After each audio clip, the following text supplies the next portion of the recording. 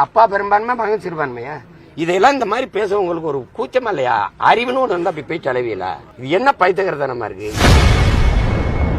செய்தியாளர்கள் சந்திப்பில் சிறுபான்மையினர் என்று கேள்வி எழுப்பிய செய்தியாளரை கொஞ்சம் கூட அறிவில்லாம கேள்வி கேட்காதீர்கள் என நாம் தமிழர் கட்சி ஒருங்கிணைப்பாளர் சீமான் கொந்தளித்துள்ளார். திரும்பி திரும்பி என்கிட்ட சொல்லாதீங்க சிறுபான்மைன்னு சொல்லாதீங்க. சிறுபான்மைன்னு எதை வச்சு சொன்னீங்க? எண்ணிக்கையில எதை வச்சு சொன்னீங்க? நான் கேட்கறதுக்கு பதில் எதை வச்சு சொன்னீங்க? மதத்தை வச்சு. உலகத்துல எந்த நாட்டில் மதத்தை வச்சு மானுடனே கணக்கிடுறான்? எதை வச்சு கணக்கிடுற? யாராவது ஒருத்தர் சொல்லுங்க. நேத்து இந்துவாக இருந்த என் அன்பு சகோதரன் ரகுமான் இன்னைக்கு இஸ்லாத்தை ஏற்றிருக்கிறாரு. இப்ப எங்க அப்பா இளையராஜா யாரு?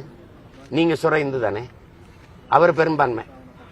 எங்க அப்பாவுடைய பையன் யுவன் சங்கர் ராஜா சிறுபான்மை. உங்களுக்கு என்ன? அப்பா பெரும்பான்மை மகன் சிறுபான்மையா? இதெல்லாம் இந்த மாதிரி பேச உங்களுக்கு ஒரு கூச்சமா இல்லையா? அறிவுன்னு ஒன்று இருந்தா அப்படி பேச்சு அளவியல. இது என்ன பைத்தியக்காரத்தனமா இருக்கு? இன்னைக்கு இந்துவா இருக்க நாளைக்கு இஸ்லாமா இருப்பேன், இன்னைக்கு கிறிஸ்தவனா இருக்கேன், நாளை வேணாம்னு போவேன். ஆனா நான் இன்னைக்கு தமிழனா இருக்கேன், நாளைக்கு நான் கன்னடனாவோ தெலுங்கனாவோ மலையாளியோ மாறிக்கொள்ள முடியுமா? முதல்ல இதை கற்றுக்கிறேங்க.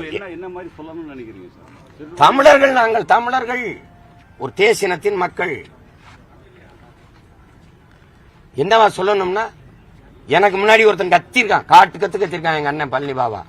மொழி இனமாக இந்த சாதி மதமாக பிளந்து பிரிந்து நின்றீர்கள் என்றால் நீங்கள் தனிமைப்படுத்தப்படுவீர்கள், அச்சுறுத்தப்படுவீர்கள். மொழி இனமாக இணைந்து நின்றீர்கள் என்றால் வலிமை பெறுவீர்கள், பாதுகாப்பாக வாழ்வீர்கள். என்னரும் தமிழ் மக்களின் அவன் முழங்குனது இருக்கு.